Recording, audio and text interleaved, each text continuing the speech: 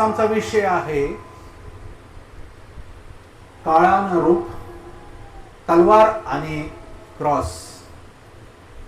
तलवार आणि वधस्तंभ. पहिले शमूएल याचा 17वा अध्याय. पहिले शमूएल 17 आणि त्याची 45 ते 51 ही वचनं. आपल्या सर्वांच्या परिचयाचा शास्त्रभाग आहे. 17, 45 ते 51 मी वाचतो आपल्या समोर. तेव्हा दावीद त्या पलिष्ट्यास म्हणाला, तू तलवार, भाला व बर्ची घेऊन मजवर चढून आला आहेस, पण इस्रायली सैन्यांच्या देवाला तू तुच्छ लेखिले आहेस. त्या सेनाधीश परमेश्वराच्या नावाने मी तुझ्याकडे आलो आहे. आज परमेश्वर तुला माझ्या हाती देईन. मी तुझा वध करीन व तुझे शिर धडापासून वेगळे करीन. याच बलिष्ठ सैनिकांची प्रेते आकाशातील पक्षास व वन पशुस देईन. तेव्हा इस्रायलामध्ये देव आहे असे अखिल पृथ्वीस विदित होईल.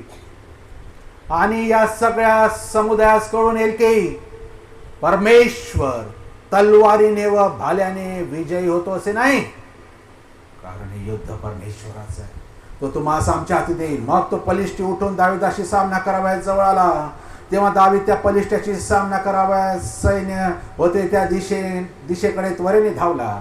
दाविदाने आपल्या बटव्यात हात घालून त्यातून एक गोटा घेऊन गोफणीत घातला आणि ती गरगर फिरून बलिष्ठाच्या मस्तकात वर असा मारला की तो त्याच्या कपाळात घुसून तो जमिनीवर पडला. या प्रकारे दाविदाने गोफन गुंडा घेऊन त्या बलिष्ठावर सरशी केली आणि त्याचा वध केला. दाविदाच्या हाती तलवार नव्हती.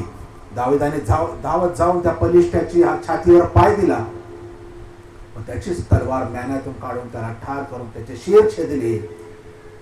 आपला महावीर गत झाला आहे पाहून बलिष्ठी पळून गेले. एक अतिशय सुंदर सामर्थ्यशाली नमुन्याकडे किंवा पॅटर्न आम्ही पाहणार आहोत. हा पॅटर्न, हा नमुना असा आहे, आपण खूप बारकाईने याच्याजवळ पाहण्याची गरज आहे ख्रिस्ती जीवनात जगत असताना. कारण आमचं युद्ध सैतान, दुरात्मे, आकाशातील दुरात्मे ह्यांच्या बरोबर आहे, रक्त मांसा बरोबर नाही. एफेसकराच्या पत्रात लिहिलं आहे. आकाशातील सैन्य यांच्या बरोबर आपलं युद्ध आहे. आणि म्हणून हा जो आपण पॅटर्न पाहत आहोत दाविदाचा आणि गल्ल्याथाचा, त्यामध्ये तलवार आपण फक्त पाहणार आहोत. आपल्याला एक गोष्ट माहिती आहे, हा जो पॅटर्न आहे, शत्रूने जे शस्त्र नाश करायला बनवले होते आमच्या, तेच शस्त्र देव आपल्या विजयासाठी वापरतो. परत एकदा ऐकूया. शत्रूने जे शस्त्र आमचा नाश करण्यासाठी बनवले होते, तेच शस्त्र सैतान आम्हाला विजय देण्यासाठी वापरतो. दोन ठिकाणी, एक दावीद आणि गल्ल्याथ ह्या कथेमध्ये, आणि दुसरं आम्ही जसं पाहिलं येशू ख्रिस्त आणि त्याच्या वधस्तंभात.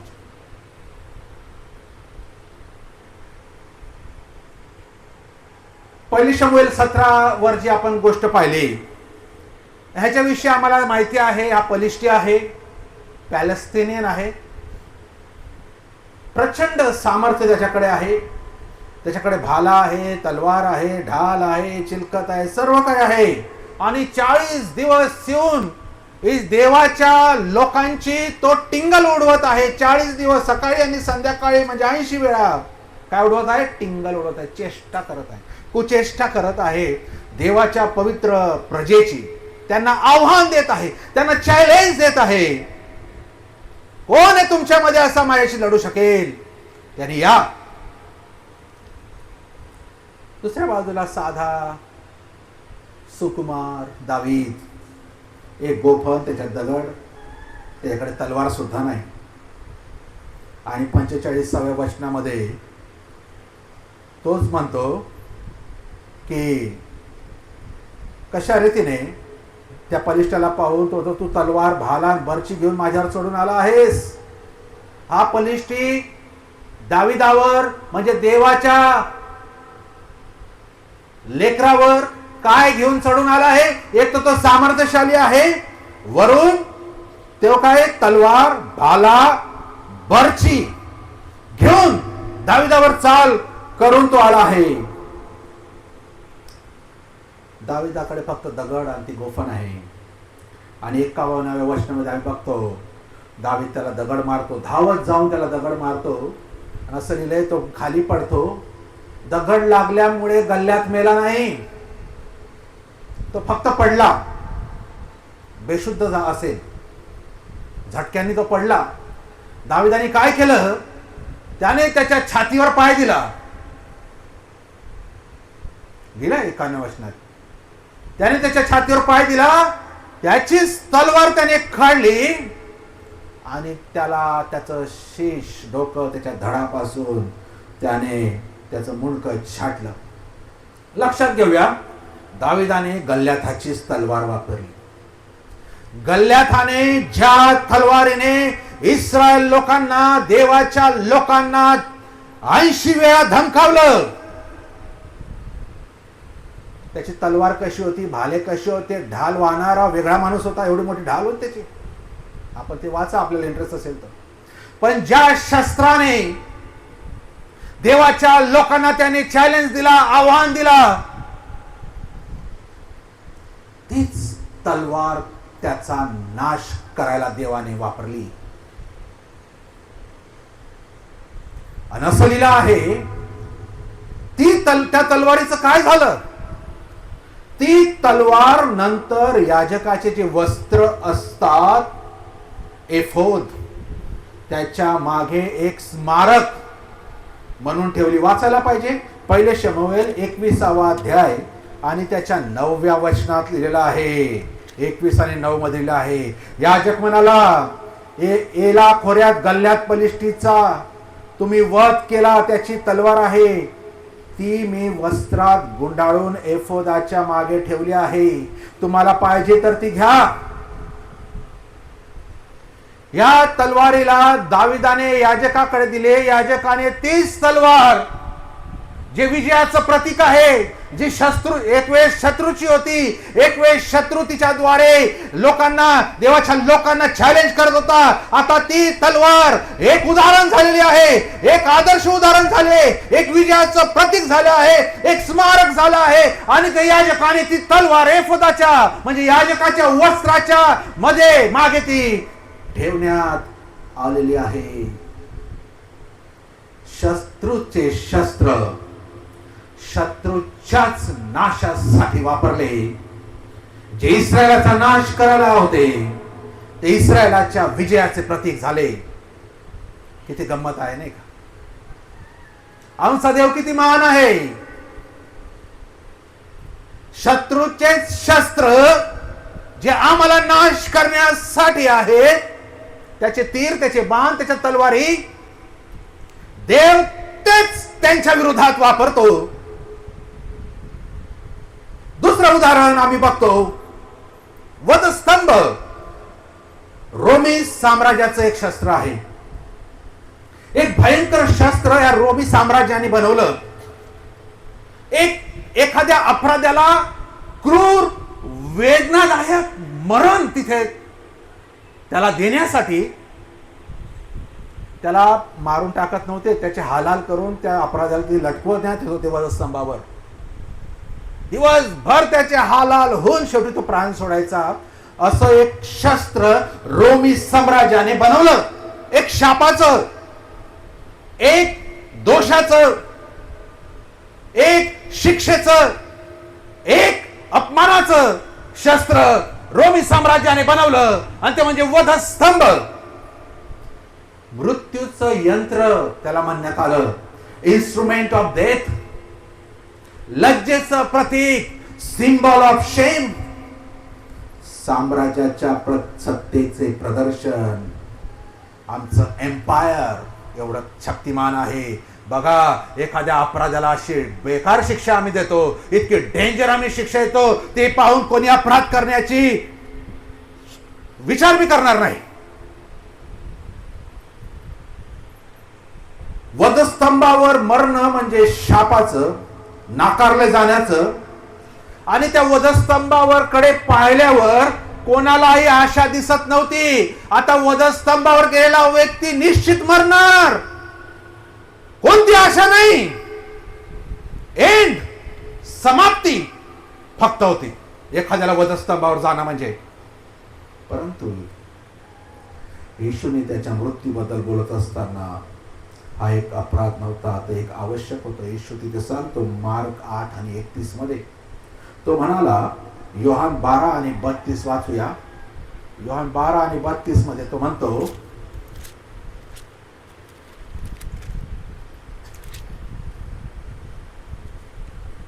आणि मला पृथ्वीपासून उंच केले तर मी सर्वांना माझ्याकडे आकर्षण घेईन. काय वचन आहे, काय स्टेटमेंट आहे येशूचे. काय म्हणतो येशू, आणि मला पृथ्वीवरून उंच केले, म्हणजे पृथ्वीवरून म्हणजे त्या वधस्तंभावर उंच केले तर काय होईल, मी सर्वांना माझ्याकडे आकर्षण घेईन.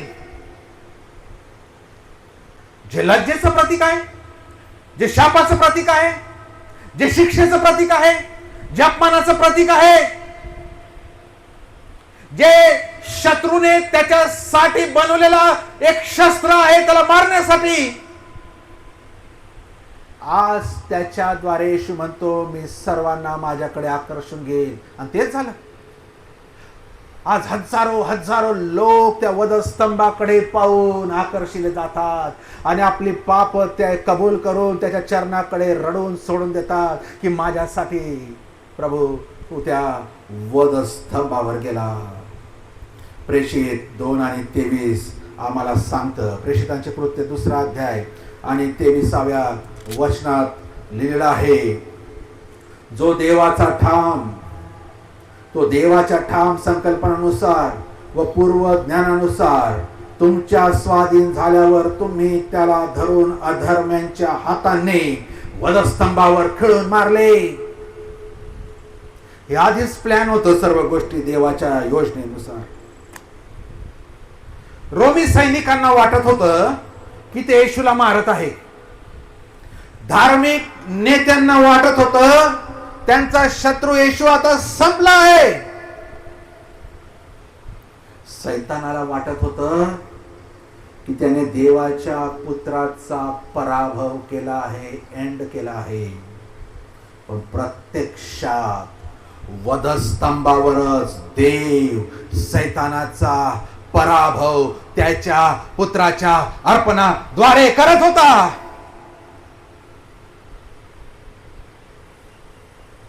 कलसीकरास पत्र 2 अध्याय, कलसीकरास 2 अध्याय. आपण पवित्र शास्त्र उघडा तोपर्यंत देव आशीर्वाद देणार नाही. वचन कार्य करते, बोलणारा नाही. कलसीकरास पत्र 2 अध्याय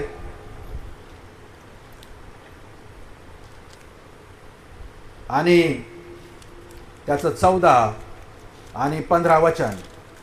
कलसे 2 14 आणि 15 लिहिलं आहे,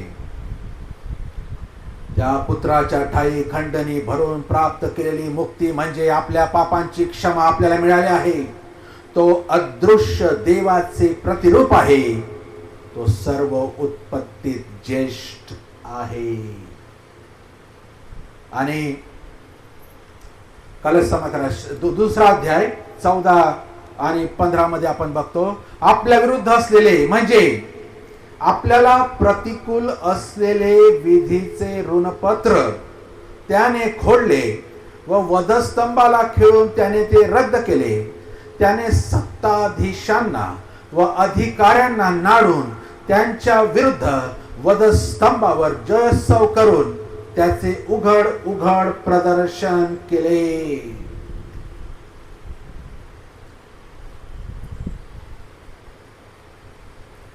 वधस्तंभ हे सैतानाचं शस्त्र होतं. जसं तलवार ही गल्ल्याथाचं शस्त्र होतं, वधस्तंभ हे शैतानाचं शस्त्र होतं, पण येशूने त्या शस्त्राने सैतानाचा पराभव केला. जिथे सैतानाला वाटले की त्याने येशूवर विजय मिळवला, तिथे प्रत्यक्षात त्याचाच पराभव होत होता. वधस्तंभ पराभवाचं स्थान नव्हते, तर विजयाचे स्थान होते.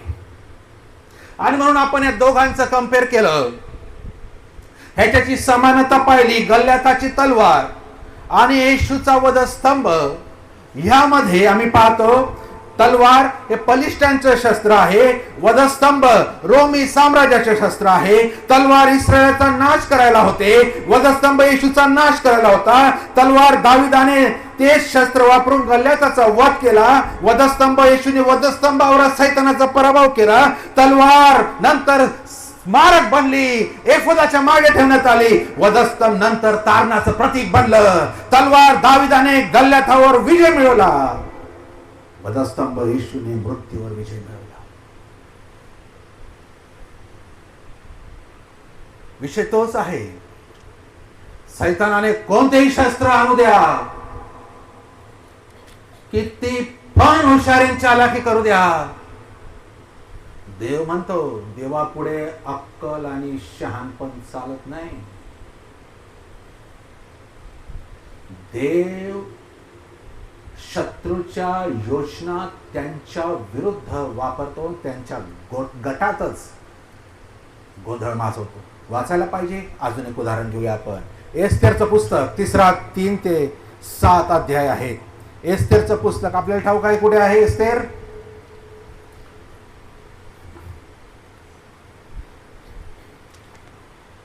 नेहेमिया नंतर एस्तेर. नीट लक्ष देऊया. एक अशी घटना जिथे शत्रूने शस्त्र असे वापरले जे देवाने त्याच्या लोकांसाठी लाभदायक ठरवले, आणि त्यांचे शत्रूचे शस्त्र त्यांच्या विरुद्ध देवाने वापरले.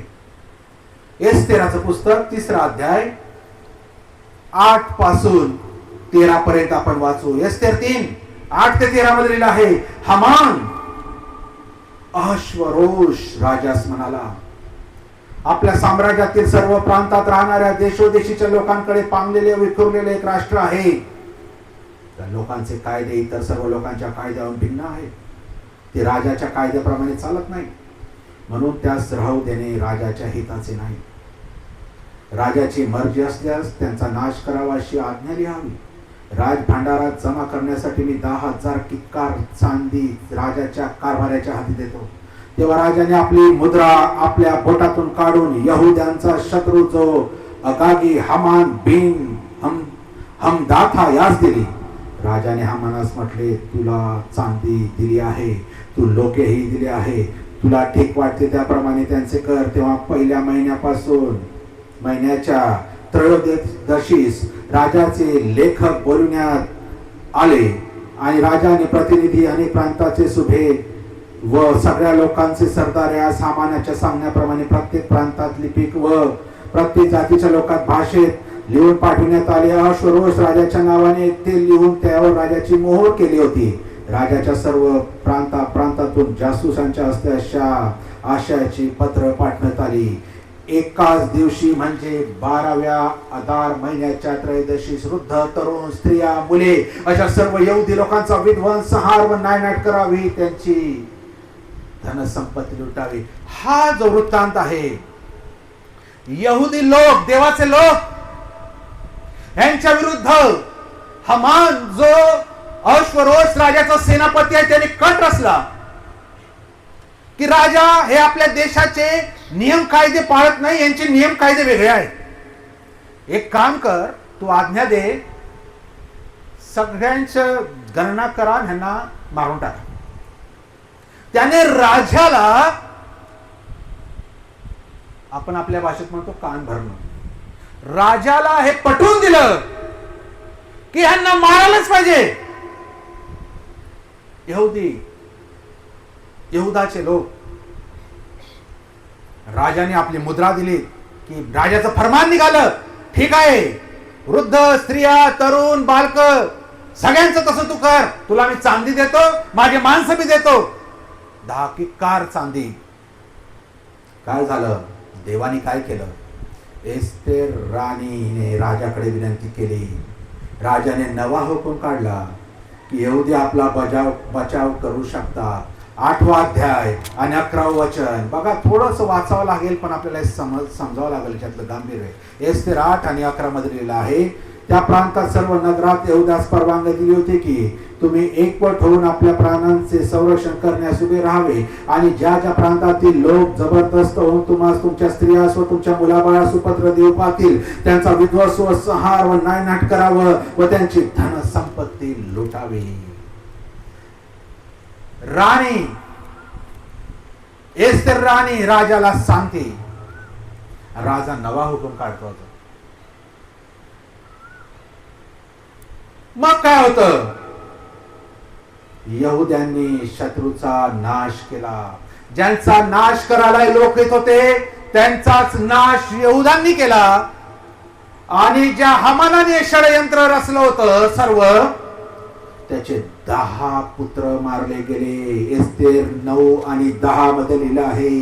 एस्तेरचं पुस्तक 9वा अध्याय 10व्या वचनात लिहिलं आहे, यहुदाच्या वैरी हामान बिन हमदाथा याचे 10 पुत्र त्यांनी ठार केले.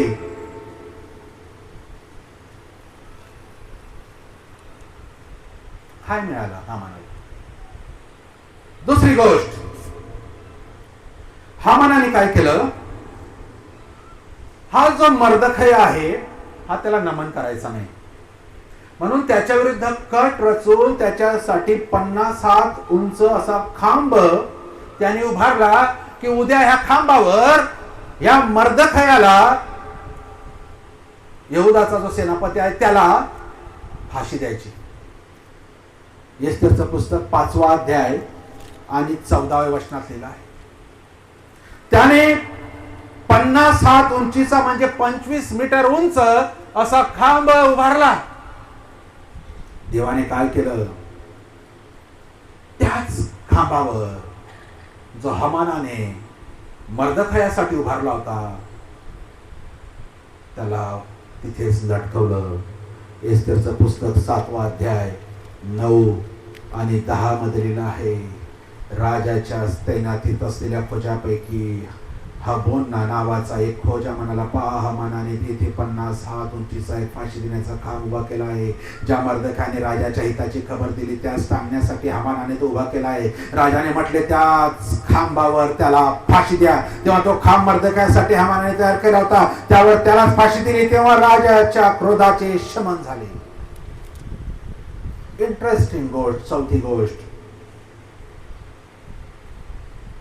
हामानाने राजाकडे जाऊन मर्दखयाची बदनामी केली. 3रा अध्याय आणि 8व्या वचनात लिहिलेलं आहे. त्याच याच्यात हामान अहश्वेरोश राजास म्हणाला, आपल्या साम्राज्यातील सर्व प्रांतातून राहणाऱ्या देशोदेशीच्या लोकांकडे पांगले विखरलेले एक राष्ट्र आहे. त्या लोकांचे कायदे इतर आहे व लोकांच्या कायद्यातून भिन्न आहे. ते राजाच्या कायद्याप्रमाणे चालत नाही म्हणून त्यास राहू देणे राजाचे हिताचे नाही. ह्याने राजाकडे जाऊन बदनामी केली. देवाने काय केलं नंतर? त्या रात्री राजाला झोप आली नाही. हा शब्द मला फार आवडतो. जेव्हा जेव्हा देवाच्या लोकांवर हात टाकण्यात येतो टाकणाऱ्याला झोप येत नाही. जेव्हा दानिएलला टाकलं गुहेत सिंहाच्या, रात्रभर राजा लोळत होता अंगावरून त्या अंगावर. भल्या पहाटे उठला हो, त्याला चैन नाही. भरपूर उदाहरण आहेत, वेळ नाही. इथे पण तेच आहे. राजाला चैन नाही, त्याला झोप आली नाही. त्याने काय केलं मग? झोप आली नाही तर त्याने इतिहासाचं पुस्तक वाचलं. 6वा अध्याय एस्तेर 6:1 आणि 2. बघा, त्या रात्री राजाची झोप उडाली तेव्हा त्याच्या आज्ञेने इतिहासाचा ग्रंथ आणून लोकांनी त्याच पुढे वाचला. त्यात हा मजकूर होता, अहश्वेरोश राजाचे खोजे द्वारपाळ असं त्यापैकी दोघे बिगथान व तेरेश यांनी राजावर हात टाकण्याचा बेत केल्याची मर्दखायाने खबर दिली. या दोघांनी राजाला मारण्याची बेत केला अशी खबर मर्दखायाने दिली. राजा सावध झाला आणि राजाला आनंद झाला.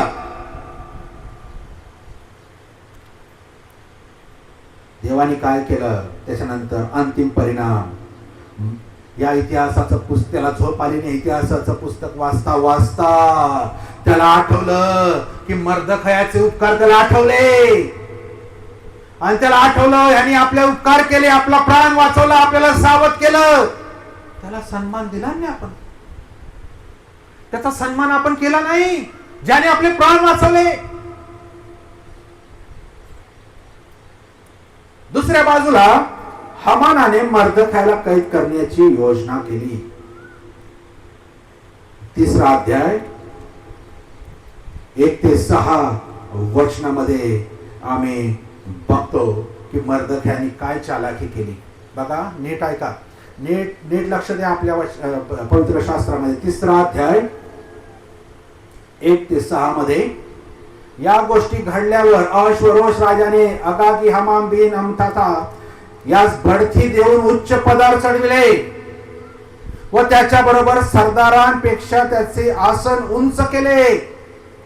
राजाद्वारी असलेले राजाचे सर्व सेवक हामानासमोर वाकून त्यास मुजरा करत असत, कारण त्याच्या बाबतीत राजाने अशी आज्ञा केली होती, मर्दखाय काही त्याला नमन अथवा मुजरा करीत नसे. राजा समोर याने चापलुसी करून याने मुख्य स्थान मिळवलं, ह्याचं आसन सर्वांपेक्षा उंच केलं. आणि असं लिहिलं आहे, राजाचे सर्व सेवक हामानासमोर वाकून त्यास मुजरा करीत असत.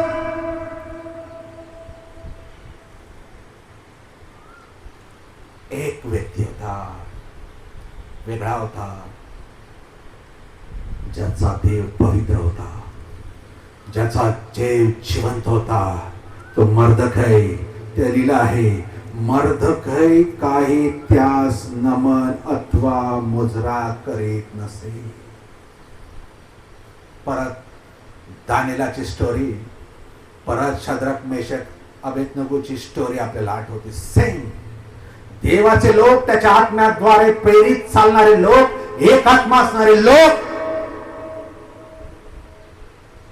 तेच करतात जे त्यांच्या देवाला आनंद देईल, त्याच गोष्टी करतात. आज्ञा होती या हामानाला नमन करायचं, ह्याच्या समोरचा मुजरा करायचा. तो म्हणे आपल्याला जमणार नाही या गोष्टी. त्याची शिक्षा काय होऊ शकते, काय करू शकतो हामान? परत राजाला सांगून याला मारू शकतो. तेव्हा आम्ही बघतो, तेव्हा राजद्वारांनी, राजसेवकांनी मर्दखायास विचारले की तू राजाज्ञेचे का उल्लंघन करतो? ते रोज त्यास असे बोलीत, तरी त्याने त्यास जुमाले नाही. तेव्हा मर्दखायाचे करणे चालले किंवा नाही हे पाहण्याकरता त्यांनी हामानाच्या कानी ही गोष्ट घातली. आणि आपण यहुदी आहोत असे त्याने त्यास सांगितले होते. यहुदी म्हणजे देवाचे लोक, म्हणजे जिवंत देवासमोर कोणासमोर झुकणार नाही, कोणासमोर मुजरा करणार नाही. मी यहुदी आहे, तो म्हणतो. 5वं वचन, मर्दखाय आपणा समोर नमून मुजरा करत नाही हे हामानाने पाहिले, तेव्हा त्याला फार क्रोध आला. त्याला फार क्रोध आला असेल. एकट्या मर्दखायावर हात टाकणे त्याला हलके वाटले, कारण मर्दखाय कोणत्या जातीचा आहे त्यांनी आम्हाला सांगितले होते. तो आम्ही बघतो यहुदी लोक त्याचा नायनाट करतील भीतीने त्याच्यावर तो हात टाकायला फक्त मागे पाहत होता. देवाने काय केले ही त्याची गोष्ट बघा. तो मरणाला घाबरत नाही. या हमान बिमान हे कोण आहे? कोणी नाही. मी ह्यांच्या पुढे झुकणार नाही, मी यांना नमन करणार नाही, मी ह्याच्या समोर मुजरा करणार नाही. जीव गेला तर गेला, मी करेल फक्त माझ्या देवासमोर करेल. देवाने ती गोष्ट पाहिली. बघा देव कसं कार्य करतो. इतिहास आहे, समजायला कठीण असतो, आपण तो समजावा ही देवाची पण इच्छा आहे. देवाने काय केलं, त्याला मारण्याऐवजी काय झालं, सर्व गोष्टी उलट्या झाल्या. त्याच अध्याय 6 ते 12 आपण ही वचन परत एकदा नीट वाचून घेऊ बरं का. 6 ते 12 ही एवढाच मोठा शास्त्रभाग आहे. 6 ते 12 काय झालं, यांनी मुजरा करायचं नाकारल्यावर. कोणी असे उठून जाऊ नका, आणि जायचं तर येत नका जाऊ. बसायचं तर इथे बसायचं, इथे काही गंमत चालू नाही.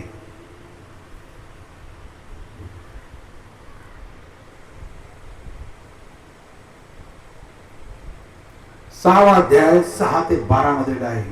हामान आत आल्यावर राजाने त्यास विचारले, एखाद्या मनुष्याचा मान सन्मान करायचे, राजाच्या मर्जीस आल्यावर त्या माणसाची कशी काय संभावना करावी. राजा हामानाला विचारत आहे, एखाद्या माणसाचा मला सन्मान करायचा आहे तर मी त्यासाठी काय करावं. हामान आपल्या मनात म्हणाला, मजून दुसरा कोणाची अधिक संभावना करण्याची राजाच्या मर्जीस येणार, मीच आहे तो.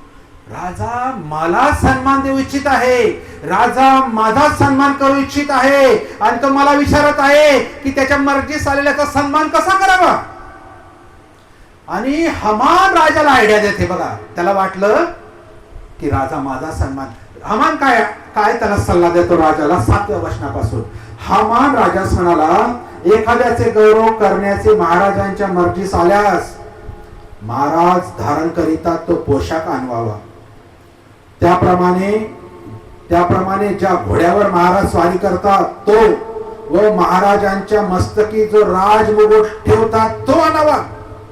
मग तो पोशाख व घोडा महाराजांनी कोणा एका मोठ्या सरदाराच्या हाती देऊन, महाराज ज्याचे गौरव करू इच्छितात त्यास त्याने तो पोशाख लेवावा.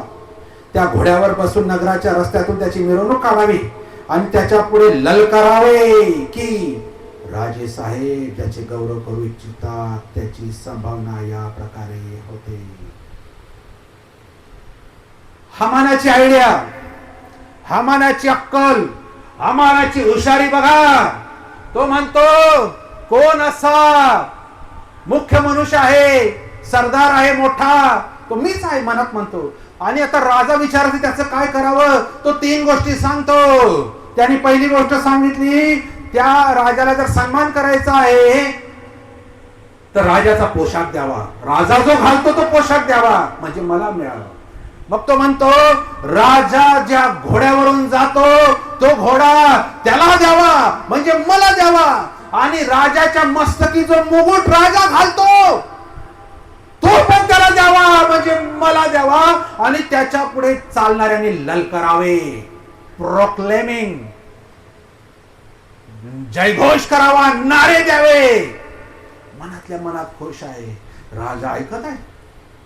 बघा गंमत 10व्या वचनास. असं बोलल्यावर राजा काय म्हणतो, राजा हामानास म्हणाला, त्वरा करून हा पोशाख, हा घोडा आणि राजद्वारी मर्दखै बसला आहे त्याची संभावना तुझ्या म्हणण्याप्रमाणे कर. तू बोललास तसे करण्यात काही एक अंतर होऊ नये.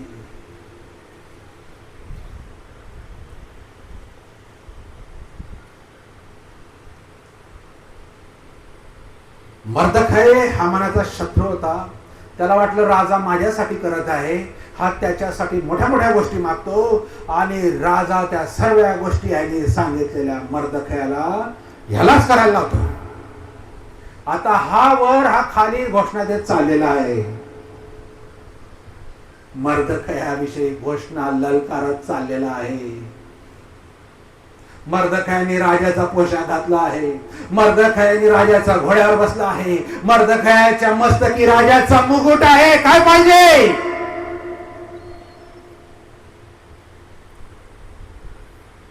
हामानाने तो पोशाख व तो घोडा घेऊन मर्दखयास सजविले आणि शहराच्या रस्त्यातून त्यास मिरवून त्याच्या पुढे ललकारिले की राजे साहेब ज्याचे गौरव करू इच्छितात त्याची या प्रकारे संभावना होईल. मर्दखै परत राजद्वारी आला आणि हामान विलाप करीत व आपले मस्तक झाकून घेऊन लगबगीने आपल्या घरी गेला. काय अपमान, काय अपमान, काय स्टोरी. एखादी मूवी पाहिल्यासारखं ही स्टोरी वाटते नाही का. ही घडली. जे शत्रू आमच्या विरोधात वापरू इच्छितो, तेच शस्त्र देव आमच्या भल्यासाठी, आमच्या आशीर्वादांसाठी, शत्रूच्या पराभवासाठी वापरतो. इतिहास सांगतो.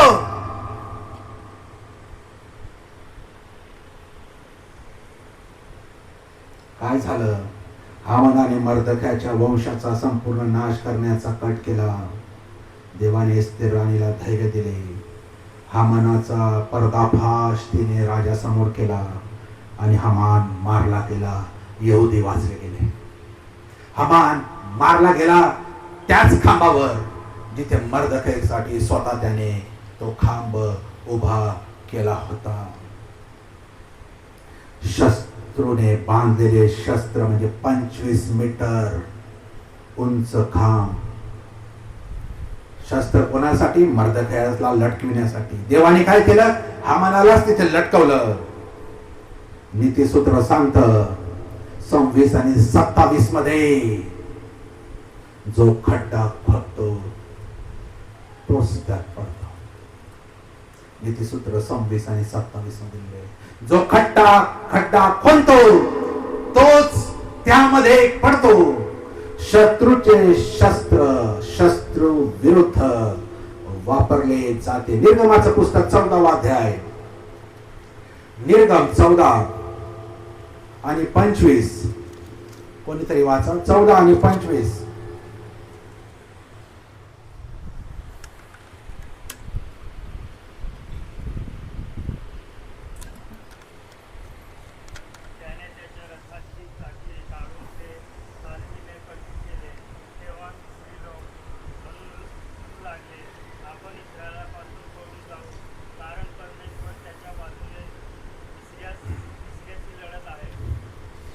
त्याने म्हणजे देवाने त्यांच्या रथाची चाके काढून ते चालविणे कठीण केले.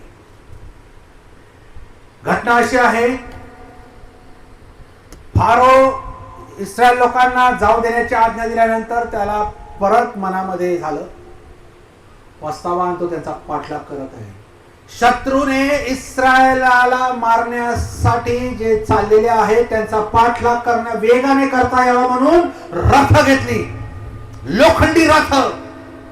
हे शस्त्र शत्रूचं होतं. लवकर देवाच्या लोकांकडे पोहोचावं, त्यांचा घात, त्यांचा नायनाट करावा म्हणून तेच शस्त्र लोखंडी रथ देवाने काय केलं? देव करतो. देवाने काय केलं? त्यांच्या रथाची चाके काढून ते चालविणे कठीण केले.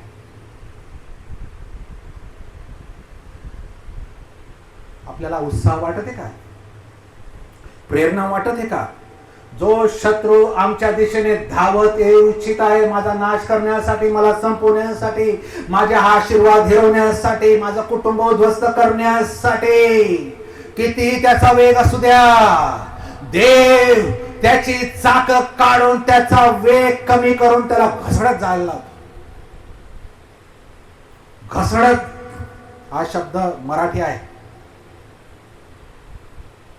जेमतेम मोडत आहे आता ती रथ, चाकच नाही. देव कशा पद्धतीने काम करतो? आमच्या विरोधात उभारलेले शस्त्र, गोष्टी, व्यूहरचना, कट कारस्थान देव तेच उलटे करून देतो. हामानाने जो खांब उभा केला तोच त्याच्यासाठी ठरला. त्याला वाटलं नाही की मी माझाच खांब उभा करा ते फाशीसाठी. त्याच्या मनात कल्पना एवढीशी पण आली नसेल, कारण तो इतका द्वेष मत्सराने पेटला होता की चांगला मजबूत 25 मीटर हात त्याने एक तो खांब उभा केला. त्याला थोडी कल्पना नव्हती मी माझ्या हाताने माझ्यासाठी मला लटकवण्यासाठी, माझ्या शरीराचा भार उचलण्यासाठी खांब बनवत आहे. जराशी पुसटशी पण कल्पना त्याला नव्हती. यशायाचं पुस्तक 54 अध्याय आणि 17 वचन. यशाया 54 आणि 17.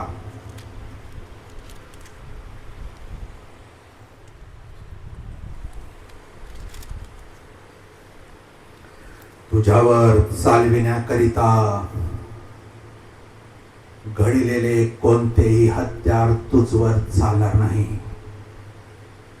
तुझवर आरोप ठेवणाऱ्या सर्व जीवांना तू दोषी ठरवशील. परमेश्वराच्या सेवकाचे हेच वतन आहे, हीच मजकडून मिळालेली त्याची धार्मिकता आहे असे परमेश्वर म्हणतो.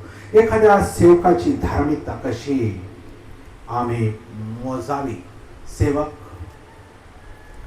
ती अशी मोजावी,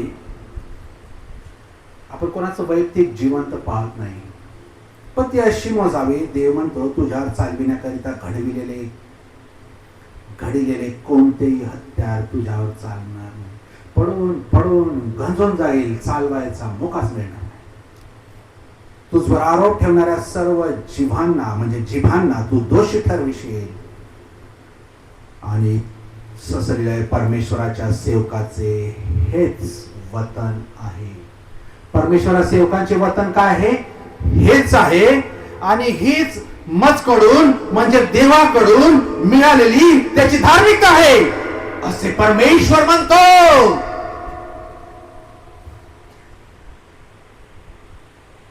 देवाकडून मिळालेलं बक्षीस, त्याची धार्मिकता, देवाकडून मिळणारं वतन हे आहे. देव शत्रूच्या योजना उलट्या करतो. हामानाची प्रत्येक योजना उलटी झाली. अनुवादाचं पुस्तक 23 अध्याय आणि 5 वचन. अनुवाद 23 आणि 5.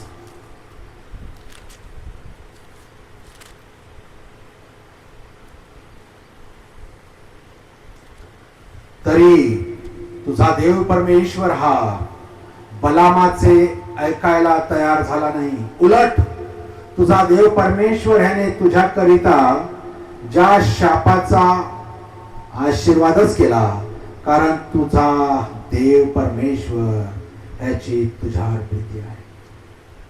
बलाम शाप द्यायला येत होता देवाच्या लोकांना, पण देवाने ते शाप आशीर्वादात केले. हा शाप द्यायला गेला, त्याच्या तोंडातून आशीर्वाद निघाले. आणि देव म्हणतो कारण तुझा देव परमेश्वर ह्याची तुझ्यावर प्रीती आहे. देवाच्या लेकरांवर, देवाच्या लोकांवर, आम्हावर देवाची प्रीती आहे. आमचे शत्रू आम्हाला शाप द्यायला निघाले असतील, आमचं वाईट करायला निघाले असते, आमची अवहेलना करायला निघाले असते, आमच्यावर टपून बसलेले असते, पण ते जाताना आशीर्वादच देऊन जाते, शाबास म्हणूनच जाते. कारण तो आम्हाला प्रीती करतो. आम्हाला शाप देऊ शकणार नाही, शाप लागणार बी नाही. हे एवढं प्रेम माझा देव माझ्यावर करतो. हा मानाचे शाप मर्दक्यासाठी आशीर्वादित ठरले.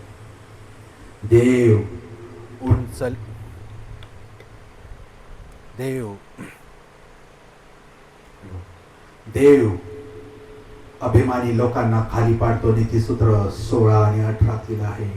हामानाची दृष्टी, अभिमानी दृष्टी खाली झाली आणि नम्र मर्दकय उंचवला गेला. आम्हाला या उदाहरणातून शिकायचं आहे. आमच्या जीवनात हामान कोण आहे? जो आमच्या विरुद्ध शस्त्र बनवत आहे. देवाच्या हातात द्या. हे शस्त्र कोणतं आहे? कोणते असो, आजार, दुःख, नोकरीवरून काढणं, बदनामी, कट, अरिष्ट, कोणतंही असो, देव ते शस्त्र आमच्या विजयासाठी वापरणार आहे. आम्ही मर्दकापणे उभा राहणार. विश्वास ठेवा न उभे राहू. काय झालं एस्तेरच्या पुस्तकात शेवटी? एस्तेर 8 आणि 17, यहुदी झाले असे बरेच लोक घोषित करत. हे सर्व पाहून बरेच लोक त्यांना मिळाले, त्यांच्यावर विश्वास ठेवू लागले. ह्यांचाच देव खरा आणि जिवंत आहे आणि ह्यांच्या बरोबरच देव आहे. पुष्कळ लोक त्यांना जोडले गेले. आम्ही आज या हामानाच्या काळात उभे राहिलात, आम्ही जर भक्कम उभा राहिलो तर देव आमच्यासाठी पुष्कळ लोक आमच्याकडे पाठवू इच्छितो. आज आम्ही जे उदाहरण पाहिले, जे नामधारी ख्रिस्ती लोक आहे, आज ते वधस्तंभ फक्त एक सुंदर दागिना म्हणून पाहतात किंवा गळ्यात घालतात. येशूच्या मृत्यूची घटना ते ऐकतात, पण त्याच्या मागे असलेलं सामर्थ्य अनुभवत नाही.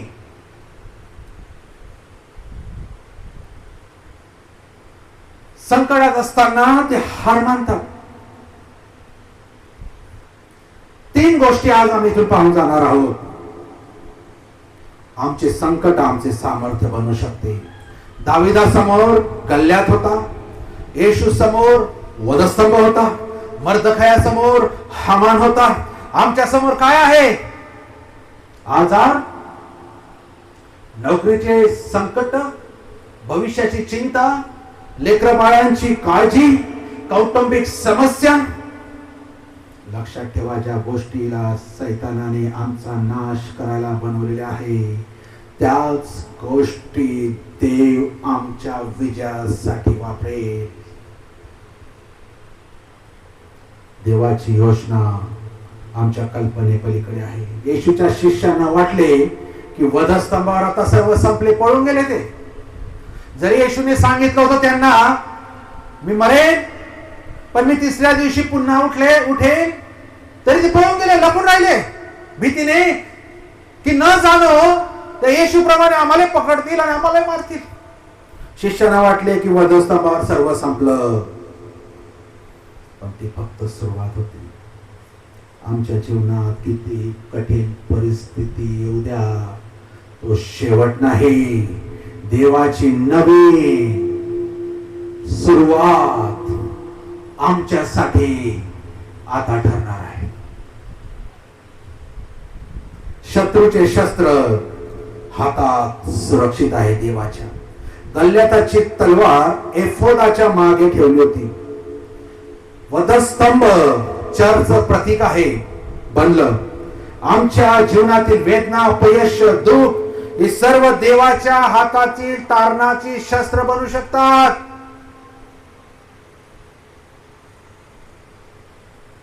रोमकराचं पत्र 8वा अध्याय आणि 28व्या वचनात लिहिलं आहे. वाचूया. रोम 8:28. रोम 8:28 मध्ये लिहिलं आहे, परंतु आपल्याला ठाऊक आहे की देवावर प्रीती करणाऱ्यास, म्हणजे त्याच्या संकल्पाप्रमाणे बोलाविलेल्यास, देवाच्या करणीने सर्व गोष्टी मिळून कल्याणकारक होतात.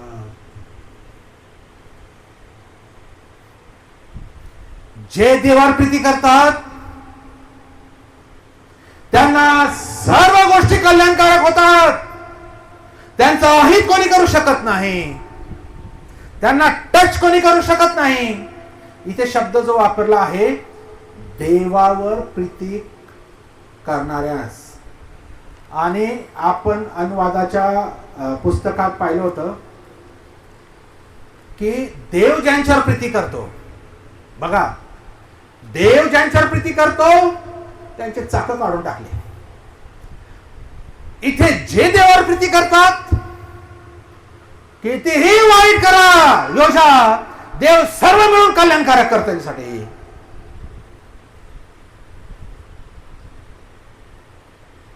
सर्व सर्व म्हणजे सर्वच गोष्टी त्यांच्यासाठी कल्याणकारक आहे. म्हणून 1 कोरिंथ 1:8 लिहिलंय, वधस्तंभाचे वचन नाश पावणाऱ्यांसाठी मूर्खपणाचे आहे. 1 कोरिंथ 1:18 मध्ये लिहिलं आहे. कारण ज्यांचा नाश होत आहे त्याच वधस्तंभाविषयीचा संदेश मूर्खपणाचा आहे, पण ज्यांना तारण प्राप्त होत आहे अशा आपणास तो देवाचे सामर्थ्य असं आहे. मी म्हणतो किंवा प्रत्येक सेवकाने म्हणावं, किंबहुना येशूने सांगितलंच आहे, जेव्हा जेव्हा तुम्ही एकत्र याल माझी आठवण करा. माझी आठवण करा म्हणजे 5 भाकरी 2 मासे खाऊ घातले ही आठवण करा. अंधळे बरे केले, लंगडे चालते केले ही आठवण करा. कुष्ठरोग बरे केले ही आठवण करा. कोणती आठवण करा? जे बलिदान मी तुमच्यासाठी केलेलं आहे, जे माझं रक्त मी तुमच्यासाठी सांडलेलं आहे, जे माझे हालहाल करून मला ह्या वधस्तंभावर लटकविण्यात आलेलं आहे त्याची आठवण करा. आणि म्हणून कोरिंथकराच्या पत्रात लिहिलेलं आहे, कारण ज्यांचा नाश होत आहे त्यांना वधस्तंभाविषयीचा संदेश मूर्खपणाचा आहे, पण ज्यांना तारण प्राप्त होत आहे त्यांच्यासाठी देवाचं सामर्थ्य आहे. खरं सामर्थ्य इथे आहे हो. खरं सामर्थ्य येशूच्या बलिदानात आहे हो. जिथे बंधनं तुटतात, जिथे परिस्थिती बदलते, देवाला कार्य करावं लागतं जेव्हा आम्ही येशूचं बलिदान आठवतो आणि त्याच्या पुढे आपलं मस्तक झुकवतो. वातावरण बदलून जातं, निसर्ग कामाला लागतो. जेव्हा येशू वधस्तंभावर होता भूमी फाटली असं लिहिलं आहे. कैक मेलेले जिवंत होऊन घरी भेटायला गेले त्यांचे नाही का नातेवाईक. ते म्हणाले हा जेमतेम पुरला, कशाला परत आला होता.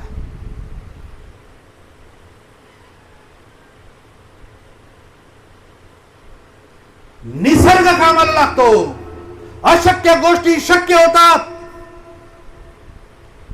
जेव्हा आम्ही वधस्तंभाचा पावर अनुभवतो, येशूचं बलिदानाचं स्मरण करतो. आमचं जीवन सेम राहत नाही. ते दुःख आम्ही जाणतो. माझ्या प्रियाने, माझ्या मित्राने, माझ्या येशूने जिथे मला भरुणामध्ये लटकायला होतं तो तिथे लटकत आहे. जेव्हा मी जाणतो आपाप माझं बॉडी देखील प्रतिक्रिया द्यायला सुरुवात होती. माहिती, हिलिंग प्रोसेस आपाप स्टार्ट होते.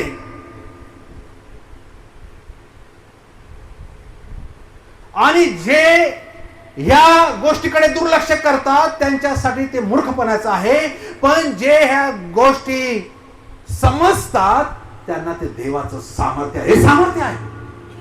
वधस्तंभ सामर्थ्य आहे.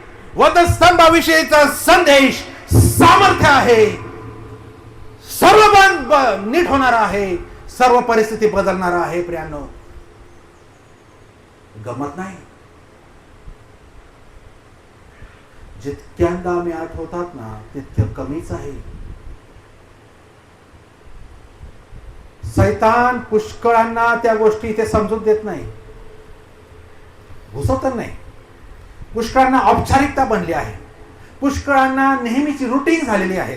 हा ठीक आहे, दर महिन्याच्या पहिल्या रविवारी यायचं आणि जायचं. पण जे खरोखर त्याचं स्मरण करून, जे खरोखर त्याचं मर्म समजून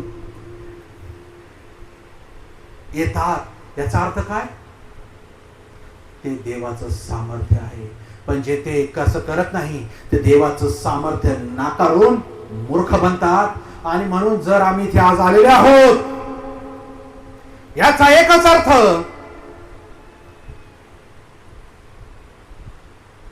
माझं मन शुद्ध आहे. माझ्या भावाप्रती, माझ्या बहिणीप्रती इथे ना गंमत नाही. माझा इगो, माझा अहंकार, मी जे काही आहे इथे शून्य. कारण ह्या प्रीती समोर कोणतीच प्रीती नाही जगातली. जी माझ्यासाठी केली गेलेली आहे, या क्षमेसमोर कोणतीच गोष्ट नाही, माझा इगो नाही, माझा अहंकार नाही, माझं काय नाही. जेव्हा मी ती भाकर घेतो, जेव्हा मी तो प्याला घेत स्वीकारतो, येशूच्या शरीराचं आणि त्याच्या रक्ताचं प्रतीक आहे, जेव्हा ते माझ्या शरीरात जात, काय होतं?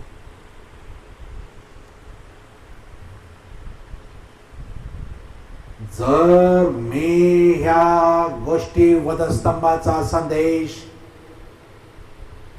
नाकारतो तर मी मूर्ख आहे. देवाचं वचन मला सांगतं, पण मी तो स्वीकारतो तर देवाचं सामर्थ्य आहे. प्रियांनो, जर आम्ही स्वच्छ मनाने या गोष्टी करू ना, देवाचं सामर्थ्य आमच्यात आणि आमच्या मधून वाहील. काही कोणाला काही सांगायची गरज नाही, काही कोणाला बोलवायची गरज नाही. देवावर प्रीती करणारे धावत येतील, देवासाठी धावत येतील, कारण ते म्हणतील माझी देवावर प्रीती आहे, मी कधी जाऊ. मला इतका आनंद वाटला आज. पुष्कळ लोक वेळाआधी येऊन बसले. आम्ही आपल्याला काही सर्टिफिकेट नाही देऊ शकत आपण आले म्हणून, पण त्याने पाहिलं छोटीशी कृती, आणि त्याने हे पाहिलं की हे माझ्यावर प्रेम करतात. कोणी नाश्ता केला असेल सकाळी, नसेल मला माहिती नाही, चहा प्यायले नाही माहिले, गौण गोष्टी, दुय्यम स्थान त्या बाकीच्या गोष्टींना. पण मी माझ्या प्रभूला भेटायला आलो, देवाने ते पाहिलं आणि असं लिहिलंय, जे देवावर प्रीती करतात त्यांना सर्व गोष्टी मिळून त्यांचं कल्याणच होतं.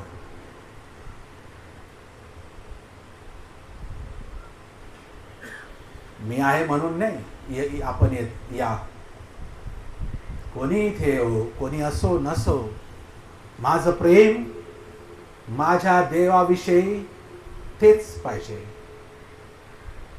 इथे आले ना आम्ही, या चार भिंतीत, जरी आम्ही तंबूत आहोत, इथे आम्ही एक आहोत, एक विचाराचे, एका शरीराचे, एका रक्ताचे, एका ध्येयाचे. का? आमचा देव एक आहे, बस. म्हणून ही संगती ज्याला म्हणतात ना, चर्च,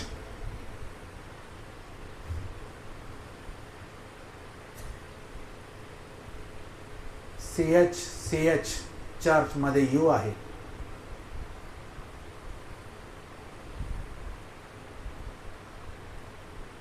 आम्ही आहोत, आम्ही एक आहोत.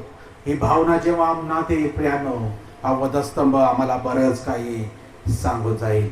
आणि म्हणून वधस्तंभ म्हणजे एक देवाचं प्रतीक, सामर्थ्य आहे. आमच्या जीवनात गल्ल्यात आहे, कोणती शस्त्र आमच्या विरोधात आहे, आमचा विश्वास आहे की देव ते आमच्यासाठी विजयासाठी वापरेल. आज आम्ही पाहणार आहोत शेवटी गल्ल्याताची तलवार आणि रोमी वधस्तंभ ही दोन्ही शत्रूची शस्त्र, पण दोन्ही देवाच्या विजयाची साथ बनली. आमचे जीवन आज एखाद्या वेळेस कठीण परिस्थितीतून असेल, वेदनादायी असेल, जे काही शत्रू आमचा नाश करायला बसलेले असतील, त्या सर्वांना आम्ही देवाच्या हातात देऊया. तोच आमच्यासाठी, त्यांना आमच्या विजयासाठी वापरेल. आम्हाला काही करायची गरज नाही, तो सर्व जाणतो. आज आमच्या जीवनात जे काही आहे ते आम्ही देवाच्या हातात सोडूया. गल्ल्याताची तलवार एफोदा मागे ठेवली गेली, एक पवित्र स्मारक. वधस्तंभ आपल्या चर्चच्या मंदिरात ठेवला गेला, एक पवित्र प्रतीक. आमच्या वेदना, आमचे दुःख, आमची संकट, तेही एक दिवस देवाच्या महिमेचे कारण होईल. आज जरी दुःख वाटत आहे, आज जरी संकट वाटत आहे, आज जरी आजार आहे, आज जरी लेकरांच्या विषयी चिंता आहे, जर आम्ही देवावर विश्वास ठेवून वधस्तंभावर प्रेम करू तर ते सर्व गोष्टी एक दिवस देव त्याच्या महिमासाठी त्याचा उपयोग करून घेईल. शापाचं प्रतीक होतं वधस्तंभ, आज पवित्र प्रतीक आहे. प्रत्येक चर्चवर जगामध्ये वधस्तंभ आहे की नाही? ओढून साक्ष देत आहे तुमच्या विषयी जो लेख नियुक्त झाला होता मरणासाठी त्या वधस्तंभावर, तो ओढून सांगतो तो येशूने स्वतः त्याच्यावर आपला जीव देऊन आमच्यावर असलेले शाप कॅन्सल केले. आमच्यामध्ये तुटलेलं नातं देवपित्याचं नामचं त्याने जोडलं. ओढून सांगत आहे तो वधस्तंभ. आणि आम्ही एका रक्ताचे, एका शरीराचे, आमच्यामध्ये फुटी आणि भांडणं असतील प्रियानो, शोकांकिता आहे. येशूच्या बलिदानाला आम्ही व्यर्थ ठरू नये. असेल कोणी परफेक्ट नाही जगात आणि कोणी धार्मिक बी नाही जगात, पण आम्ही एक दुसऱ्यांना सामावून घेणं हाच ख्रिस्तीपणा. ती व्यभिचारात सापडलेली स्त्री, मोशेच्या नियमाप्रमाणे तिला दगड मारायला बाहेर काढलं, मरुस्तपर्यंत दगड घेऊन डोळे लाल करून लोक उभे आहे. हिला कसं डोक्यात निशाणा पहिले लागल म्हणून रंग्यात सापडलेली ती स्त्री. तिला माहिती आता माझं मरण निश्चित आहे. त्या गर्दीत येशू येतो, खाली बसतो, लिहू लागतो. एक एक दगड हातात धरलेला असा पडतो खाली. जर येशू त्या स्त्रीची पातक माफ करतो, जे दोषाला घसा ओरडून तिच्यावर आरोप लावत होते, शर्मिंदगीने निघून गेले. का म्हणून आम्ही हातात दगड उचलून एकावर दुसऱ्यावर फेकावीत भिरकावीत. आणि त्यांनी काय होईल? आम्ही असे सांगतो मोशेचा नियम पाळत आहोत, खूप भारी करत आहोत. सर्वाहून श्रेष्ठ प्रीती आहे, प्रीती पापावर पांघरून घालते असं लिहिलं आहे. जो प्रीती करत नाही त्याच्या ठाई देव नाही, कारण देव प्रीती आहे. जो प्रीती करत नाही त्यासाठी देव नाही, त्यासाठी ठेव नाही, तो सैतानाद्वारे प्रेरित आहे, तो चालत आहे. सैतानाला माझा उपयोग करू देऊ नको. मी त्याच्या हातातली तलवार नको, मी त्यासाठी वापरला न जाओ, ही प्रार्थना देवाकडे करूया. जर आम्ही एक दुसऱ्यावर आरोप करत बसले तर आरोप करणारे बी परिपूर्ण नाही, कोणीच परिपूर्ण नाही. आम्हाला आमची मंडळी अशी घट्ट मजबूत एक संघ येशूरूपी खडकावर स्थिर, कोणतेही वादळ, कोणताही पूर, कोणताही पाऊस तिला हलू शकणार नाही. तिला रंगरूपाला ठेवण्याचं काम सर्वांचं आहे. माझ्याद्वारे, माझ्या कृतीद्वारे तिला जर गालबोट लागत असेल त्याचा हिशोब भयानक आहे, भयानक. जबाब करो, हे शत्रूचे शस्त्र जे आम्हा विरुद्ध रोज हवी आहेत त्यांना देवाच्या आत्म्याद्वारे उत्तर देण्यासाठी आमचं सहाय्य करू. कारण आम्ही ख्रिस्ती लोक, त्यांचा शत्रू एक, आमचा शत्रू एक आहे, तो म्हणजे सैतान. बस ख्रिस्ती लोकांचा एकच शत्रू. जर दुसरा कोणी असेल तर विधी घेण्याच्या आधी गळे भेटून घ्या, कारण देव त्याच्या पुत्राच्या रक्ताशी खेळ करणाऱ्यांची क्षमा कामेत करतो की नाही. प्रार्थना करू. आपल्या जागेवर आपण उभं राहूया.